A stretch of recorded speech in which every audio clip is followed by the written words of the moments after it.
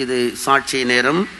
சாட்சி சொல்லும்படியாக సహోదరి లీనా அவர்களை అழைக்கிறோம். సాక్ష్యం సమయము.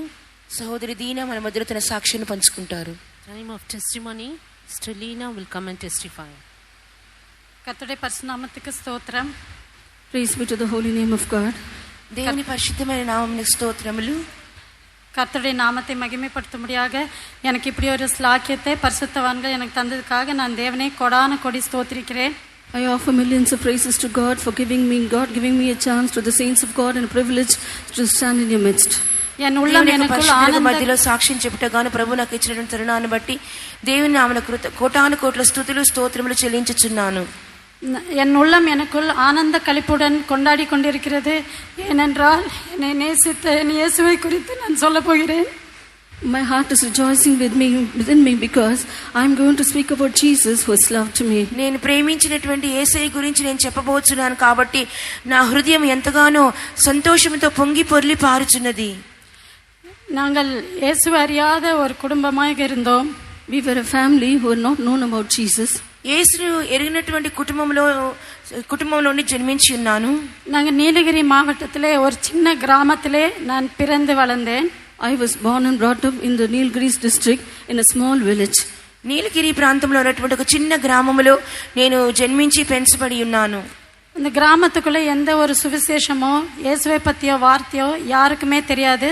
சுவிசேஷம் சொல்லவும் அங்கே அனுமதிக்க மாட்டார்கள். Nobody knew about the gospel, or nothing was said about Jesus there. Permission was not given to speak about Jesus. ఆ గ్రామస్తులకు ఎవరికి కూడా యేసుని గురించి తెలియదు. సువార్త ప్రకటించుట కూడా ఆ యొక్క గ్రామంలో నిషేధించబడి ఉన్నది.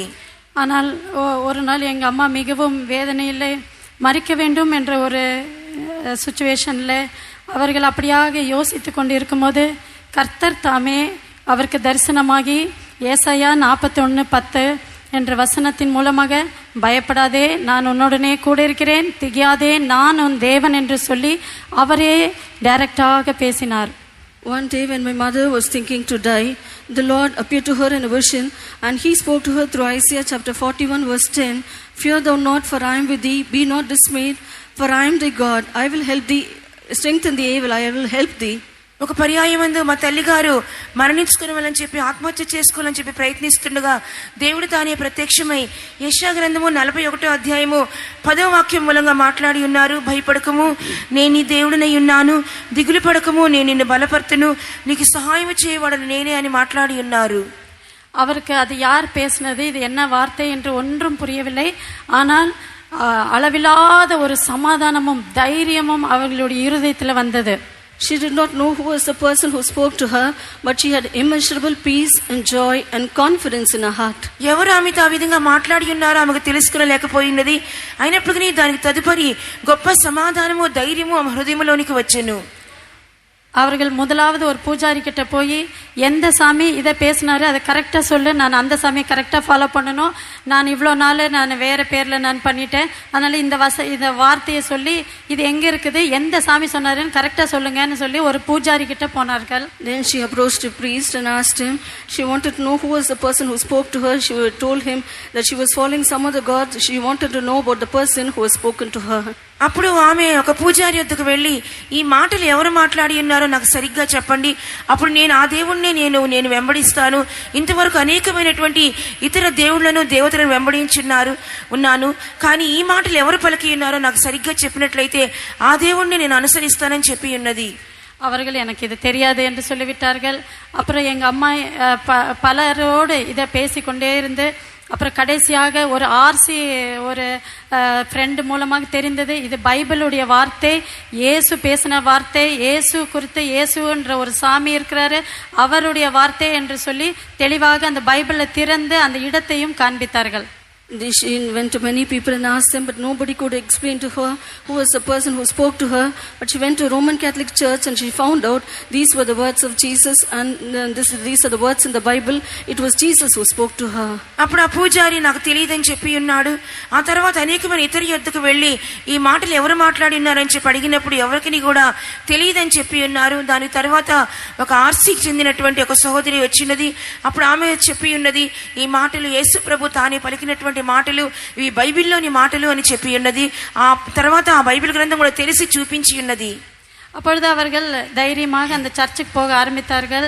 ஆனால் அவர்களுக்கு அந்த சர்ச்சில் போகும்போது அந்த வார்த்தை பேசும்போது கிடைத்த அந்த ஆனந்தமும் அந்த தைரியமும் அந்த சபையில ஒன்று கிடைக்கிறதுனால வேற சர்ச்சை இருக்குதா, எங்கேயாவது வேற யாராவது இருக்காங்களான்னு தேடி அலைந்தார்கள்.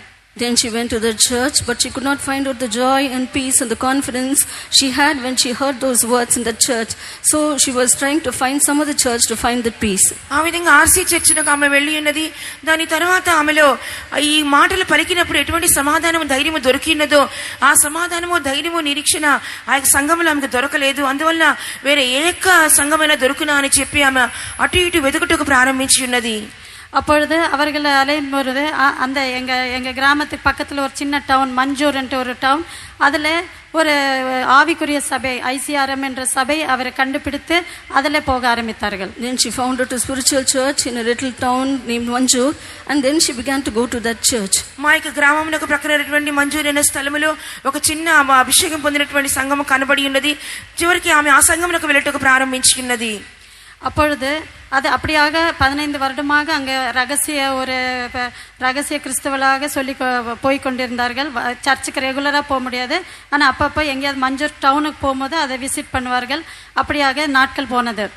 She could not attend the church regularly, but whenever she used to go to the small town Manjur, she used to attend the church as a secret Christian. Days were passing by like this. ఆమె కొనసాగించి దేవుని సంఘంలోకి వెళ్ళలేకపోయినది. ఎప్పుడైతే మంజూర్ టౌన్లోకి వెళ్ళుచున్నదో ఆ సమయంలో వెళ్ళి ఆమె దేవుని ఆరాధించుకొని రహస్యంగా ఆరాధించుకొని వచ్చుచున్న దానిగా కనబడి ఉన్నది. அந்த சமயத்திலே நாங்கள் சிறு பிள்ளைகளாக இருந்தோம். ஆனால் எங்கள் அப்பாவுக்கு பயந்துவிட்டு, ஆனால் எங்கள் அப்பா இல்லாத சமயத்திலே எங்களுக்கு ரகசியமாக சொல்லி தருவார்கள். இந்த ஊரில் நடுவில் இருக்கிற அது உண்மையான கடவுள் கிடையாது, நான் உண்மையான கடவுளை நான் கண்டேன், அது இயேசுதான் உண்மையான கடவுள், அவரை நீங்கள் எங்கேயும் தேட வேண்டாம், அவர் பக்கத்திலேயே இருக்கிறாருன்ற ஒரு வார்த்தையை எங்களுக்கு சொல்லி தந்தார்கள். Fearing my father, my mother would not take us to the church, but she used to tell us, the God that is in the midst of this town is not the true God.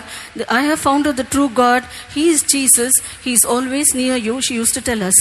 అప్పుడు మాకు ఆ భర్తకు భయపడి మా పిల్లలకు యేసు ప్రభువుని గురించి రహస్యంగా చెప్పుచుండేది. ఈ యొక్క టౌన్లో ఉన్నటువంటి దేవుడు నిజమైనటువంటి దేవుడు కాదు, యేసు ప్రభువే నిజమైన దేవుడు, నేను ఆయన కనుగొని ఉన్నాను, ఆయన మన ప్రక్కనే ఉన్నారని చెప్పి మాకు రహస్యంగా బోధించేవారు. இந்த காஸ்பல்ல இருக்கிற எல்லா அதிசயத்தையும் அவர் செய்த அற்புதங்களையும் எல்லாவற்றையும் அவர் செய்த நன்மைகள் எல்லாவற்றையும் அவர் சிலுவையின் பாடுகளையும் அடிக்கடி எங்களுக்கு சொல்வதுண்டு.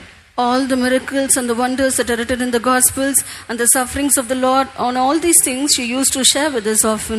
సువార్తలో చెప్పబడినటువంటి కార్యములు, యేసు ప్రభు చేసినటువంటి అద్భుతములు, ఇంకనూ ఎన్నెన్నో కార్యములు బైబిల్ గ్రంథములో నుండి ఆమె రహస్యంగా మాతో చెప్పుచుండేది. அந்த எங்க அம்மா சொல்லி கொடுத்த அந்த வார்த்தை, ஆண்டவர் உங்கள் பக்கத்தில் இருக்கிறார் என்ற அந்த வார்த்தை என்னை அதிகமாக அது உணர உதவி செய்தது. The words of my mother, Jesus is always near you, made me to think about it. దేవుడు నీ ప్రక్కనే ఉన్నారు అని మా తల్లి గారు నాతో చెప్పినటువంటి మాటలు అధికంగా నన్ను ముట్టి ఉన్నవి. நான் சிறு பிள்ளையா இருந்ததுனால ரட்சிப்பு என்றோ பாவம் என்றோ அதெல்லாம் குறித்து எனக்கு ஒன்றும் தெரியாது. Because I was a small child, I did not know anything about salvation or about sin. నేను చిన్న వయసులో ఉన్నాను కనుక పాపముల గురించియో రక్షణ గురించియో నాకేమీ తెలియకుండా ఉండేను. ஆனால் நான் ஆண்டவரோடு எப்போதுமே நான் பக்கத்தில் இருக்கிறதுனால எங்கள் அம்மா நிறைய நன்மைகளை சொன்னதுனால நாங்கள் பக்கத்தில் இருக்கிறதுனால ஆண்டவரோட பேச ஆரம்பித்தேன். Because my mother has told me many things about the goodnesses of the Lord, because she has told me that He is near us, I used to speak to Him. ఈ విధంగా తల్లిగారు యేసు ప్రభు చేసినటువంటి అనేక మేళ్ల గురించి మాతో చెప్పి ఉన్నది. ఆయన ప్రక్కనే ఉన్నారని చెప్పినందువలన నేను కూడా ఆయనతో మాట్లాడటకు ప్రారంభించి ఉన్నాను. அப்பொழுதெல்லாம் இந்த வாரத்தில் ஒரு நாள் சண்டே மட்டும் சினிமா போடுவார்கள். நாங்கள் எங்கள் அம்மா சினிமாவில் பார்க்கக்கூடாதுன்னு அப்போ மெதுவாக எங்களுக்கு சொல்ல ஆரம்பித்தார்கள். அந்த வாரத்தில் நான் 3 சகோதரர்களுக்கு நாங்கள் சினிமாவுக்கு போயிட்டு வந்து எங்கள் அம்மா எங்களை பார்த்துட்டு நல்லா அடித்தார்கள் எங்கள் 3 பேரையும். Once in a week they used to put movies. 3 of us, we went to the movie, and when we came back our mother gave us good beating. వారమునకు ఒక పర్యాయం మాత్రమే సినిమా చూపిస్తారు. ఆ విధంగా మేము వారమునకు ఒక పర్యాయమే చూపిస్తారు కనుక మేము ఒక పర్యాయం మంది ఆ విధంగా సినిమా చూచి వచ్చి ఉన్నాము. ముగ్గురు పిల్లలను మా తల్లిగారు ముందే చెప్పి ఉన్నారు సినిమా చూడకూడదని. ఆ విధంగా ఆ రోజు వెళ్ళి చూసి వచ్చిన తర్వాత బాగా కొట్టి ఉన్నారు. அப்புறம் அடுத்த வாரம் வர ஆரம்பித்தது, சனிக்கிழமை ஆனது. அப்போ எனக்கு ஒரு ஞாபகம் வந்தது, ஆண்டவர் பக்கத்திலேயே இருக்காரு, அப்போ இந்த ஆண்டவர் எனக்கு உதவி செய்வார் என்று சொல்லி அன்று தான் முதலாவது ஆண்டவரோடு பேச ஆரம்பித்தேன். ஏசப்பா நீங்கள் பக்கத்தில் இருக்கீங்கன்னு எங்கள் அம்மா அடிக்கடி சொல்கிறாங்க. நீங்கள் உண்மையாக எனக்கு இன்னைக்கு நன்மை செய்யணும், நீங்கள் என்னை காப்பாற்றணும். நாங்கள் 3 பேர் இன்னைக்கு நாங்கள் சினிமா போயிட்டு வரும்போது எங்கள் அம்மா என்னை பார்க்கக்கூடாது, எங்களை அடிக்கக்கூடாது என்று சொல்லி முதலாவது ஜெபத்தை நான் என் இயேசுவோடு செய்தேன். The next week came, when it was Saturday, I prayed to the Lord. Lord, my mother often very used to tell us, you are beside us. So this week, 3 of us will go to the movie and come back. But when we come back, our mother should not see us. She should not give us beatings. Then we will know that you are beside us. This is the way I prayed for the first time to the Lord. మరుసటి వారము శనివారమైనది, ఆదివారం రోజు cinema చూపిస్తారు గనక నేను మా యేసయ్య నా ప్రక్కనే ఉన్నారు గనక నేను ఆ రోజు ప్రార్థన చేయడానికి ప్రారంభించున్నాను. ప్రభువా నువ్వు నా ప్రక్కనే ఉన్నావు కనుక ఇదిగో నేను నీకు ప్రార్థన చేయించున్నాను. ఈ వారం మేము ముగ్గురు సినిమాకి వెళ్తాము. ఒకవేళ నువ్వు నిజంగా మా ప్రక్కనే ఉన్నట్లయితే మేము సినిమాకి వెళ్ళి వచ్చేటప్పుడు మా తల్లిగారు చూడకూడదు, మమ్మల్ని కొట్టకూడదు అని చెప్పి మొట్టమొదటిసారిగా నేను దేవునికి ప్రార్థన చేసి ఉన్నాను. அந்த வாரத்திலே மெய்யாகவே தேவன் எங்களை பாதுகாத்தார். Truly the Lord preserved us that week. ఆ వారం నిజంగానే దేవుడు మమ్మల్ని కాపాడి ఉన్నారు. அப்பொழுது என்னுடைய இருதயத்திலே அவர் மேலே ஒரு விசுவாசம் எனக்கு ஏறினது. Then I had faith upon him in my అప్పుడు heart. హృదయంలో ఆయన మీద ఒక విశ్వాసం నాకు ఏర్పడి ఉన్నది. அப்புறம் தொடர்ந்து நான் ஸ்கூலுக்கு போற நேரம்லாம் இந்த மாதிரி ஏதாவது ஒரு ப்ராப்ளம் வரும்போது, ஏசப்பா எங்க மேம் என்னை அடிக்க கூடாது, இல்லாட்டி வேற ஏதாவது கஷ்டம் வரும்போது ஏசப்பா என்னை காப்பாத்துங்கன்னு எனக்கு ஜெபிக்கிற பழக்கம் உண்டு. Then when I used to go to school, when I used to face problems, I used to tell the Lord, Lord, ma'am should not beat me, I should not face such difficulties and all, and I used to pray like this. ఈ విధంగా పాఠశాలకు వెళ్ళి వస్తున్నప్పుడు కూడా నా విధంగానే ప్రార్థన చేసుకుంటూ నేను ప్రారంభించున్నాను. ఏదైనా చిన్న సమస్య వచ్చినా కూడా మా టీచర్ గారు నన్ను కొట్టకూడదు, లేకపోతే పలానా సమస్య నుండి నన్ను తప్పించు, నన్ను కాపాడు ప్రభు అని చెప్పి ఆ రోజు నుంచి ఆ విధంగా ప్రార్థన చేసుకుంటే నాకు అలవాటు అయిపోయినది. அப்போ நான் வளர்ந்து கொண்டே வந்தேன். இது தேவனுடைய விசுவாசமும் அன்பும் என் உள்ளத்திலே வளர்ந்து கொண்டே வந்தது.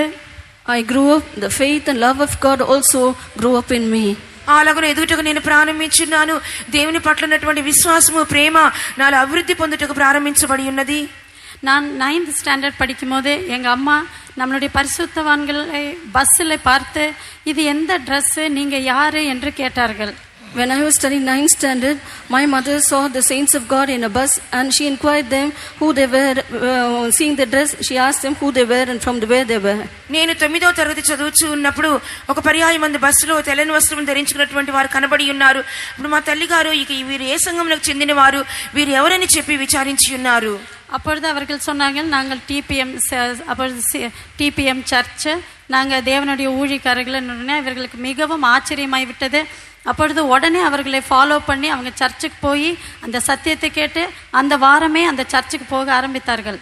Then they said that they belonged to TPM church, they were the servants of God, and it was a wonder to my mother. The same week she went to the church and began to follow the truth. వెంటనే వాళ్ళు చెప్పి ఉన్నారు, మేము TPM సంఘంలోకి చెందిన వారము, సేవకులు అని చెప్పినప్పుడు ఆమె ఎంతగానో ఆశ్చర్యపడి ఉన్నది.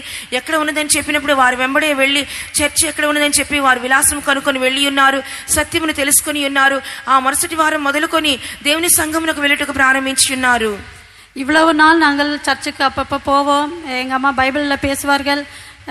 ரட்சிப்பென்றோ பாவ அறிக்கை என்றோ இதெல்லாம் நாங்கள் ஒன்றுமே தெரியாது. ஆனால் இந்த சபைக்கு போன முதல் நாள் இருந்தே எங்களுடைய இருதயத்திலே ஆண்டவர் பேச ஆரம்பித்தார். பாவத்தை குறித்தும் ரட்சிப்பை குறித்தும் அபிஷேகம் பெறுவதை குறித்தும். அப்பொழுதுதான் உண்மையான ஒரு சபைக்குள்ளே வருவதான ஒரு ஃபீலிங்ஸை நாங்கள் எல்லாரும் பெற்றுக்கொண்டோம். Before, we used to go to church, we used to read the Bible, but we did not know anything about sin or confession of sin. But when we began to attend this church, we came to know about sin, salvation, anointing of the Holy Spirit. అంతవరకు ఇతర సంఘంలోకి వెళ్ళిచుంటిమి కానీ మా తల్లి గారికి కానీ మాకు కానీ పాపం అంటే ఏంటో, పాపం ఒప్పుకోవాలంటే ఏంటో ఏమీ తెలియకుండాను. ఆయనను ఈ సంఘంలోకి వచ్చిన తర్వాత రక్షణ అంటే ఏంటి, పాపం అంటే ఏంటి, అభిషేకం అంటే ఏంటి అని చెప్పి అన్ని తెలుసుకుంటూ ప్రారంభించబడి ఉన్నది. నిజమైన సంఘంలోకి వచ్చి ఉన్నామనే భావన మాలో ఏర్పడి ఉన్నది. நாங்கள் அந்த பரிசுத்தவான்களை இயேசுவை போலவே ஏற்றுக்கொண்டோம். அவர்கள் சொல்வதெல்லாம் அப்படியே கீழ்ப்படிந்து நடக்கிறது வழக்கமாக எனக்கு அந்த பழக்கம் எங்களுக்கு ஏற்பட்டது. We accepted the saints as God himself and we had a habit to obey them whatever they said. సేవకుల నిజముగానే దేవుడిగా మేము భావించున్నాము. వారు చెప్పిన మాటలన్నిటికీ కూడా మేము లోబడి నడుచుకుంటూ ప్రారంభించి ఉన్నాము. அதுபோல கர்த்தர் என்னுடைய ஜீவித்திலே என்ன அருகாமையிலேயே இருக்கிறார். இன்றைக்கும் என் பக்கத்திலேயே இருக்கிறார். என்னுடைய ஜீவித்திலே அதே அநேக காரியங்களை அவர் செய்தார். நிறைய அற்புதங்களையும் சாட்சிகளையும் சொல்ல என்னால் முடியும். ஆனாலும் கர்த்தர் சொன்ன காரியத்தை நான் இப்பொழுது உங்களுக்கு சொல்ல நான் வாஞ்சிக்கிறேன். God is always beside me. Even now he is standing beside me. He has done so many wonders, so many miracles in my life. Whatever God has told me to tell you, I am telling you now. దేవుడు నా ప్రక్కనే ఉన్నారు. ఇప్పుడు కూడా నా ప్రక్కనే నిలబడి ఉన్నారు. నిజంగా దేవుడు నా జీవితంలో ఎన్నో మేలు చేసి ఉన్నారు. ఎన్నో అద్భుత కార్యములు చేసి ఉన్నారు. అవన్నీ సాక్ష్యం చెప్పుటకు సమయం లేదు. కానీ దేవుడు నాతో చెప్పినటువంటి మాటలు మాత్రమే కొన్ని మీతో నేను పంచుకొని కోరుచున్నాను. நான் போன வாரம் நான் கன்வென்ஷனுக்கு வருவதற்கு முன்பாக நான் உட்கார்ந்து ஜெபித்து கொண்டிருந்தேன். ஆண்டவர் என்னோடு பேசினார். நீ இந்த தடவை போகும்போது உனக்கு சாட்சி சொல்லுகிற சான்ஸ் உனக்கு கொடுப்பார்கள். நீ என்னென்ன பேச வேண்டும் என்று நான் சொல்லித் தருகிறேன் என்று என்னோடு சொன்னார். Last week when I was sitting and praying before coming to this convention, the Lord said, they will give you a chance to give you a testimony. Whatever the goodnesses that I have done to you, you have to testify. The Lord told me. పోయిన వారంలో నేను convention నిమిత్తం ప్రార్థన చేయించున్నప్పుడు దేవుడు నాతో మాట్లాడి ఉన్నారు. ఈ సంవత్సరము కన్వెన్షన్ లో నీకు సాక్ష్యం చెప్పుటకు వారు నీకు తరుణం ఇచ్చేదురు. కాబట్టి సాక్ష్యములో నువ్వేమేమి కార్యాలు చెప్పవల్లో నేను నీతో చెప్పేదను అని చెప్పి ఉన్నారు. நான் கர்த்தர்கிட்ட கேட்டுக்கும் போது அவர் சொன்னார், நான் உனக்கு செய்த நன்மைகளை நீ சொல்லாத, நீ எனக்காக வைராக்கியமாக எப்படி ஜீவித்தாய் என்பதை நீ அங்க சொல்லு என்று சொன்னார். And then I asked the Lord told me, don't speak about the goodnesses that I have done to you. Tell how you were living with zeal for me. Tell you, the Lord told me. నేను నీకు చేసిన మేళ్లను గురించి చెప్పవద్దు గాని నీవు నా కొరకు ఎంత వైరాగ్యంగా ఆసక్తిగా జీవించేవో ఆ కార్యములను చెప్పమని చెప్పి ఉన్నారు. நான் அந்த காரியத்தையும் அவர் அது மூலமாக நான் பெற்ற ஆசீர்வாதத்தையும் நான் சொல்ல வாஞ்சிக்கிறேன். I decide to tell about that and the goodnesses I received through that. నేను ఆ కార్యమును మరియు ఆ కార్యం మూలంగా నేను పొందినటువంటి దేవుని ఆశీర్వాదాల గురించి చెప్పగోరుచున్నాను. நான் காலேஜ் ஃபர்ஸ்ட் இயர் படித்துக் கொண்டிருக்கும் போது ஃபர்ஸ்ட் இயர் ஒரு லீவுக்கு நான் வந்தேன். எங்க கிராமத்துக்கு நான் வந்தேன். When I was studying first year in my college, I came to my village for a holiday. నేను కళాశాల మొదటి సంవత్సరం నేను చదువుతున్నప్పుడు సెలవు దినములలో నేను నా ఇంటికి నా గ్రామంలోకి నేను తిరిగి వచ్చి ఉన్నాను. அப்பொழுது மஞ்சூர் ஃபெய்த்தோம்லேருந்து சிஸ்டர்ஸ் பிரதரும் ரகசியமாக எங்கள் வீட்டுக்கு விசிட்டிங் வந்திருந்தார்கள். அவர்கள் திரும்பி போகிறதுக்கு பஸ் எல்லாம் அந்த டைமில் இல்லாதனால எங்கள் வீட்டில் stay பண்ணியிருந்தார்கள். Then brother and sisters of the Manjur Faith Home had visited my house. Because they did not have a bus to return to the Faith Home, they stayed at my house. మంజూరు విశ్వాస గృహం నుండి ఒక పర్యాయం మందు రహస్యముగా అక్కడ ఉన్నటువంటి సేవకుడైనటువంటి సహోదరుడు సహోదరులు మా ఇంటి దర్శనములకు వచ్చి ఉన్నారు. అయినప్పుడు వారు తిరిగి వెళ్తున్న సమయంలో బస్సు లేనందువల్ల ఆ రాత్రి మా ఇంట్లో ఉండవలసి వచ్చెను. அந்த நாட்களிலே நான் ஞானஸ்தானமோ இல்லை சரியான ஒரு ரட்சிப்போ நான் பெறவில்லை. ஆனால் என் இயேசுவின் அன்பு எனக்குள் அதிகமாய் அதிகரித்திருந்தது. Those days I had not received salvation or taken water baptism, but the love of Jesus was increasing in me. ఆ దినాల్లో నేను ఇంకా రక్షణ పొందలేదు, బాప్తిసం తీసుకునలేదు.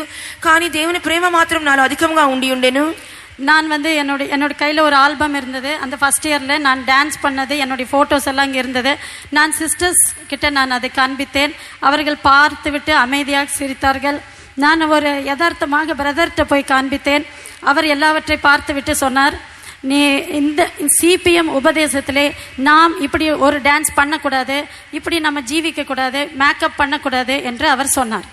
I used to dance while I was studying first year in the college. I had albums about it. When I showed those albums to the sisters, they smiled and they did not say anything. But when I showed to the brother, he said, this is not allowed in TPM. You should not make up. These things are not allowed in this church. ఆ సమయం ముందు నా ఇంట్లో ఉన్నటువంటి నేను నాట్యము వేసినటువంటి album, ఆ ఫోటోలన్నీ కూడా సేవకులకు నేను చూపించున్నాను. సహోదరులకు చూపించినప్పుడు వారు మౌనంగా ఉండి ఉన్నారు. అయితే సహోదరుడికి నేను చూపించినప్పుడు ఆయన చెప్పి ఉన్నారు, మనకి టీపీఎం ఉపదేశ ప్రకారంగా ఇటువంటి నాట్యములు కానీ ఇటువంటి మేకప్లు కానీ మనం వేసుకునకూడదు, మనం ఇవన్నీ మనం చేయకూడదు అని చెప్పి ఉన్నారు. அது எனக்கு பயங்கர ஆச்சரியமாக இருந்தது. ஆனாலும் அது எனக்கு கண்டிப்பாக அதை நான் ஒபே பண்ண வேண்டும் என்ற ஒரு ஆர்வமும் இருந்தது. ஏனென்றால் அந்த நாங்கள் பர்டிகுலராக ஒரு டான்ஸ் செய்து அது NCCயில் அதை செலக்ட் பண்ணி நாங்கள் டெல்லியில் போய் அதை டான்ஸ் பண்ண வேண்டியதாக இருந்தது. ஃப்ரீயான ட்ரெயின் டிக்கெட், அக்கமடேஷன் எல்லாம் ஃப்ரீ. எங்கள் ஃப்ரெண்ட்ஸு நாங்கள் எல்லாருமே டெல்லிக்கு போக வேண்டியதாக இருந்தது அந்த dance பண்ணுவதுக்கு. I was wonderstruck, but I wanted to obey what the servant of God said. Because of the dance program, I had to go to Delhi. We had a free train ticket and free accommodation and everything. ఆ dance కార్యక్రమం నిమిత్తము NCC మూలంగా నేను ఎన్నుకొనబడి ఉన్నాను. మేమందరం కూడా ఆ సమయం ముందు మేము ఢిల్లీకి వెళ్ళవలెను, మా యొక్క కార్యక్రమాన్ని మేము చూపించవలెను.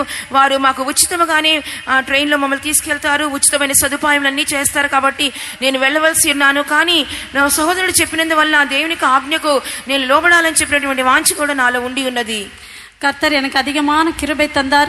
அங்கே போய் என் ஃப்ரெண்ட்ஸ் எல்லாம் என்னை எத்தனையோ கன்வின்ஸ் பண்ண ஆரம்பித்தார்கள். இந்த ஒரு டான்ஸ் மாத்திரம் பண்ணிவிட்டு வந்துவிடலாம், ஜாலியாக நம்ம டெல்லிக்கு போகலாம். ஆனால் இந்த ஒரு தடவை பண்ணிவிட்டு உன்னுடைய பிரதிஷ்டையை நெக்ஸ்ட் டைம்லேருந்து நீ ஃபாலோ பண்ணு, இந்த ஒரு தடவை பண்ணுன்னு சொன்னார். ஆனாலும் அந்த பரிசுத்தவானுடைய வார்த்தையை என்னால் எதிர்க்க முடியவில்லை. கர்த்தர் அந்த பரிசுத்தவானுக்கு ஒபே பண்ண எனக்கு உதவி செய்தார். All my friends began to convince me, and they asked me to dance only one time, but the Lord helped me to obey the word of the servant of God. అయిన దేవుని యొక్క స్నేహితులందరూ కూడా చాలా నన్ను బలవంతం చేసి ఉన్నారు.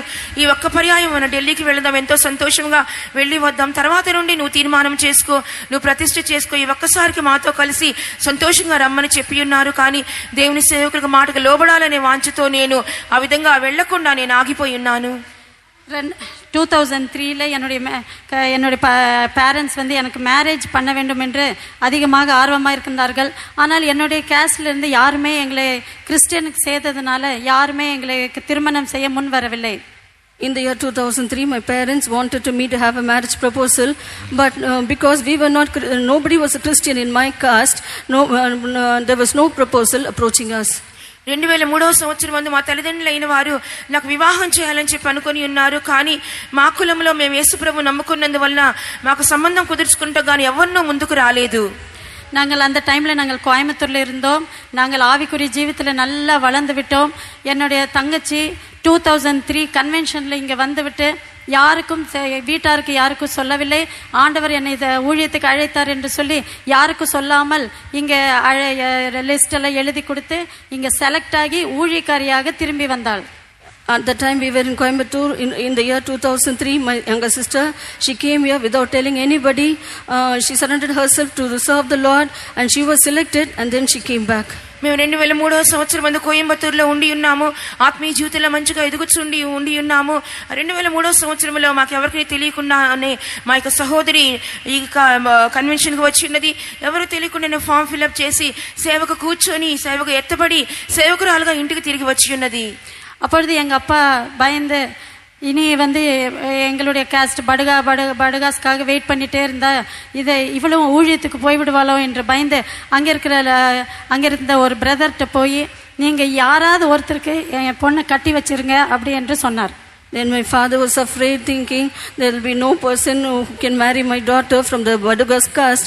So he approached the brother and said, you arrange some person and get my daughter married. ఆ విధంగా మా యొక్క సహోదరి సేవకు తీయబడి ఉన్నది కావున నేను కూడా ఎక్కడ సేవకు వెళ్ళిపోతాను అని చెప్పి భయపడి మా తండ్రి గారు సహోదరుడి యొద్దకు వెళ్ళి మా యొక్క బడగా కులంలో ఉన్నటువంటి ఎవరు సంబంధం దొరకట్లేదు కావున మీరు ఎవరికైనా ఇచ్చి నా కుమార్తెకు పెళ్లి చేయండి అని చెప్పి అక్కడ ఉన్నటువంటి సహోదరితో మా తండ్రి గారు మాట్లాడి ఉన్నారు.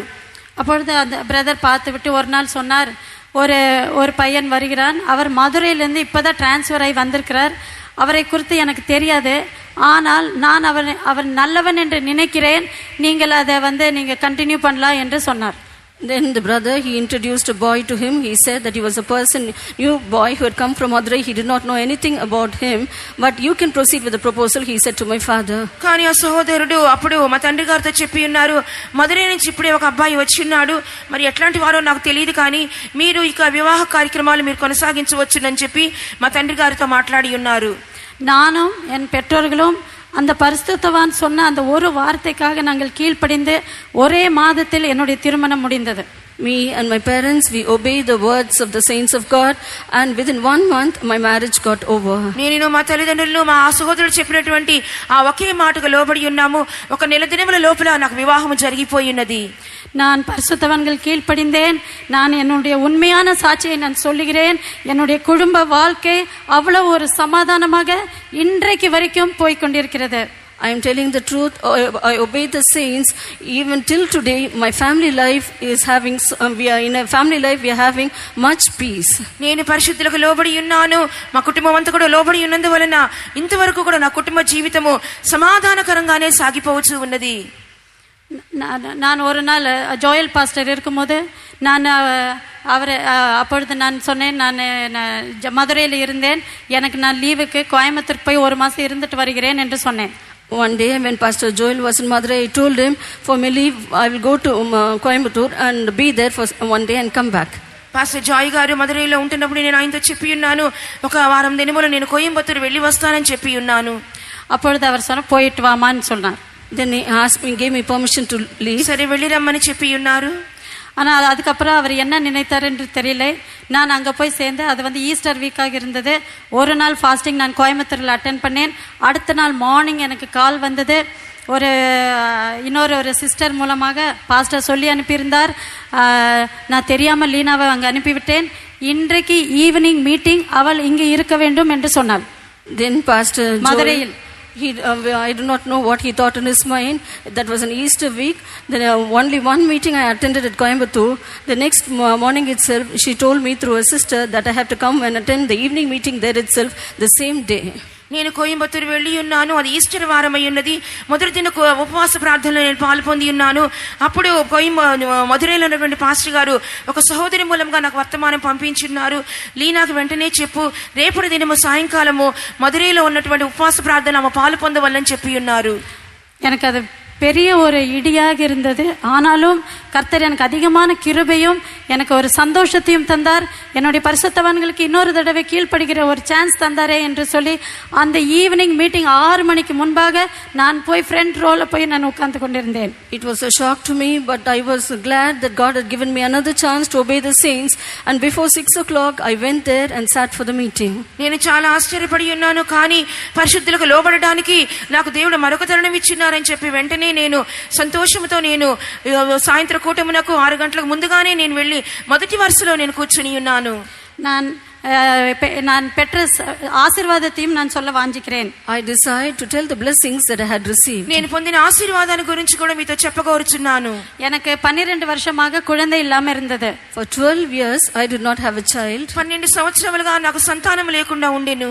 2014 ஒரு மாத லீவுக்காக நான் மதுரையில் இருந்தேன். In the year 2014 for a 1 month holiday I was in Madurai.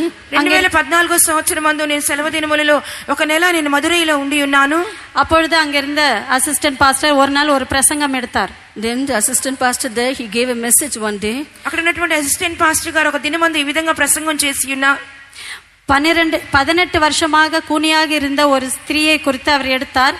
அந்த ஸ்திரீ அங்க இருக்கிற பரிசுத்தவான்கள் சொல்லியிருப்பார்கள் அந்த ஸ்திரீ இடத்தில், இது தேவனுடைய சித்தம், இல்லை என்றால் இது உனக்கு கொடுக்கப்பட்ட சிலுவை, நீ இதை சகிக்கத்தான் வேண்டும், இதெல்லாம் சொல்லியிருப்பார்கள்.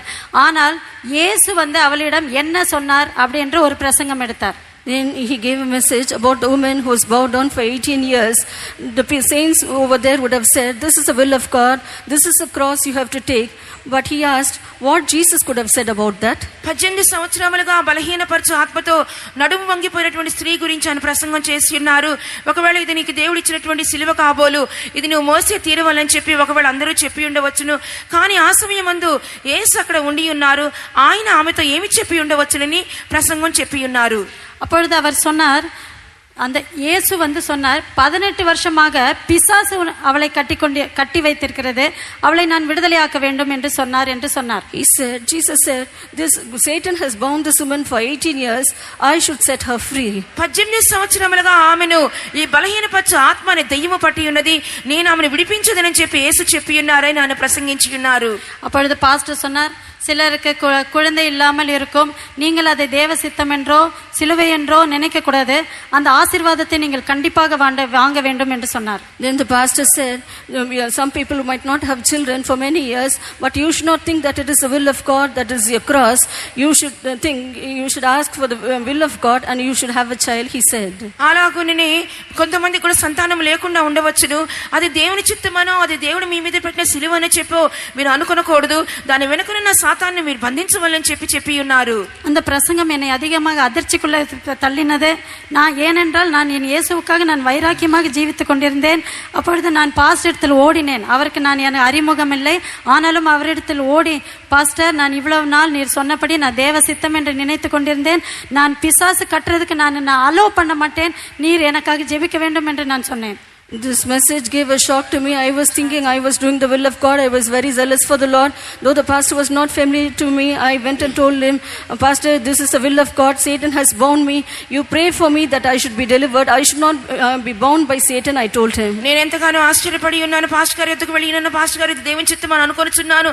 సాతాను బంధకమో నాకు తెలియదు. ఈ బంధకంలో నేను ఉండకూడదు. నా కొరకు ప్రార్థించమని అడిగి ఉన్నాను. அவர் உன் விசுவாசத்தின்படி உனக்கு ஆக கிடவது என்று சொன்னார். அதன் பிரகாரமாகவே எனக்கு அடுத்த மந்தே நான் கன்சீவ் ஆனேன். எனக்கு ஒரு பெண் குழந்தையை கர்த்தர் தந்தார் 12 வருடம் கழித்து. He told me, be it unto you according to your faith. The Lord made me to conceive within 1 month, and the Lord gave me a girl child after 12 years. ఈ నమ్మిక ప్రకారంగా నీకు కలుగును గాక అని చెప్పి పాస్టర్ గారు ప్రార్థించున్నారు.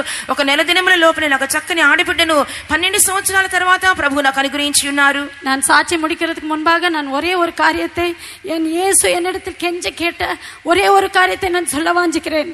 Before I end my testimony, I want to tell one thing which I had asked of the Lord. నా సాక్ష్యాన్ని ముగించుటకు ముందుగా ప్రభు యొద్ద నేను బతిమాలి వేడుకున్న ఒక కార్యాన్ని గురించి మీతో చెప్పగోరుచున్నాను. நான் நேற்று ராத்திரியிலே நான் ஜெபித்துக் கொண்டிருக்கும் போது 3வது முறையாக எனக்கு அந்த சிலுவையை காட்சியை கர்த்தர் காண்பித்தார். Yesterday night when I was praying for the 3rd time, the Lord showed me the vision of the cross. నిన్నటి రాత్రి నేను ప్రార్థిస్తున్నప్పుడు 3వ పర్యాయముగా దేవుడు నాకు సిలువ దర్శనాన్ని చూపించి ఉన్నారు. அப்பொழுது சொன்னார், லீனா, நான் எவ்வளவு நாள் நான் இப்படி சிலுவையில் நான் தொங்கிக் கொண்டிருப்பேன். நான் சீக்கிரமாக இறங்க வேண்டும். நீ பிலிவர்ஸ் எல்லாருக்கும் சொல்லு, பரிசுத்தவான்களோடு அவர்கள் இணைய வேண்டும். பரிசுத்தவான்களோடு இணைந்தால் நான் உடனே ஒரு எழுப்புதலை நான் அனுப்புவேன். அதன் மூலமாக நான் சீக்கிரமாக வந்து உங்களை சேர்த்துக் கொள்வேன். He said, Lena, how long will I be hanging on this cross? I should come down. You tell the believers, join with the saints. If they join with the saints, there will be revival. Then I will come, he said. Leena, నేను ఎన్ని దినములు ఈ విధంగా సిలువలోనే వేలాడుచుండవలెను, నేను దిగి రావలెను. నువ్వు అందరితో చెప్పుము, దేవుని సంఘమంతా కూడా పరిశుద్ధులతో కలిసి ఏకీభవించవలెను. ఆ విధంగా ఏకీభవించినప్పుడు నేను త్వరగా రానయ్యుందునని చెప్పి ఉన్నారు. அவர்கள் சொல்லுகிற சாப்பாடை சாப்பிட்டு, அவர் சொல்லுகிற ட்ரெஸ்ஸை பண்ணி, அவர்கள் சொல்லுகிற ஜீவியத்தை ஜீவித்து அவர்களோடு நாம் சேர்ந்தால் சீக்கிரமாக நாம் இயேசு சீக்கிரமாக வருவார். நாம் எல்லாரும் அவரோடு சேருவோம் என்று சொல்லி என் சாட்சியை முடித்துக் கொள்கிறேன். I tell you that if we eat the food that they tell us to eat, if we dress up in the way they ask us to dress, if we live according to the words, we change like him and we will meet the Lord when he comes. With this I end my testimony. వాళ్ళు చెప్పిన ప్రకారంగానే ఆహారం భుజించవలెను, వాళ్ళు చెప్పిన ప్రకారంగానే వస్త్రధారణ చేయవలెను. వారు చెప్పినటువంటి మాట అన్నింటికి లోబడి పరిశుద్ధులతో కలిసి విధేయులే మనం జీవించినప్పుడు ప్రభు వచ్చినప్పుడు మన ఆయనతో కూడా చేరుదము. ఈ విధంగా చెబుతున్న సాక్ష్యం ముగించున్నాను. దేవుని నామమునకు స్తోత్రములు. கர்த்தர் அருமையான சகோதரியை கிருபையாய் ரட்சித்து அபிஷேகித்து இந்த வெளியேறிய பரிசுத்தவான் ஐக்கியத்துக்குள்ளே கொண்டு வந்து பரிசுத்தவான்களோடு சேர்ந்து இந்த சத்தியத்துக்காக ஜீவிக்க சரியாய் கீழ்ப்படிதலை பயிற்சிக்க கர்த்தர் கிருபை செய்தார். அவருடைய ஜீவித்திலே தேவன் அதிசயங்களை செய்தார் என்று நாம் கேள்விப்பட்டோம். கர்த்தர்களுக்கு செய்த எல்லா நன்மைகளுக்காக நாம் கர்த்தரை ஸ்தோத்திரம் பண்ணுவோம். For all the goodness that the Lord has done in the life of this dear sister, having saved her, having helped her to obey the truth and also to come into the fellowship, and for all the miracles that God had been doing in her life because she obeyed the saints of God. Let's praise God. ఈ సహోదరి యొక్క జీవితంలో దేవుడు చేసినటువంటి మేళ్ల కొరకును ఏలాగన ప్రభు ఆమెను రక్షించి ఉన్నారో, ఏలాగన దేవుడు బాప్తిసం పొందుటకు సహాయం చేసి ఉన్నారో, పరిశుద్ధులకు అపోస్తలకు ఏలాగున లోబడి విధేయపడి అలాగున జీవించుటకు దేవుడు కృప దయచేసి ఉన్నారో, ఏలాగున ప్రభు ఆమె యొక్క జీవితంను క్రమపరిచి ఇంతవరకు నడిపించి ఉన్నారో, ప్రభు ఆమె చూపించిన దర్శనం అన్నిటి కొరకు మేళ్ళకై దేవుని స్తోత్రించదము. స్తోత్రం స్తోత్రం స్తోత్రం స్తోత్రం స్తోత్రం స్తోత్రం స్తోత్రం స్తోత్రం స్తోత్రం స్తోత్రం స్తోత్రం.